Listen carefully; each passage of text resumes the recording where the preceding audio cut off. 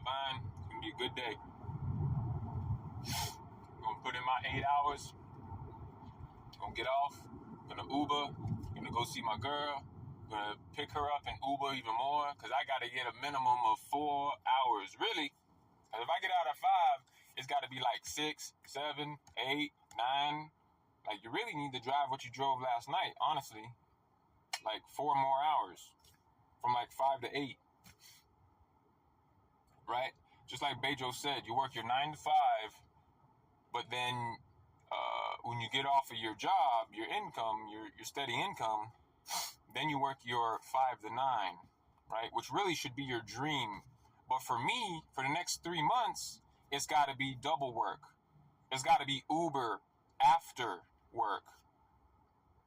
All right, you need extra money. So if I made $70, if I stayed the whole shift, because I only worked 5 yesterday.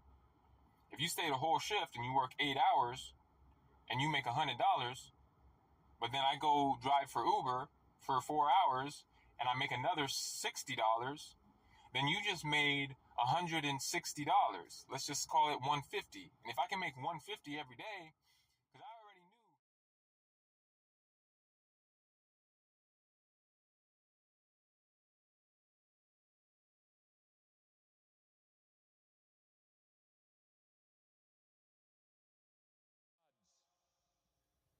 Richard Phelps wrote in Time magazine in September with regard to the cocaine deaths of sports superstars. He said, the trouble is that Americans tend to think of athletes as godlike beings.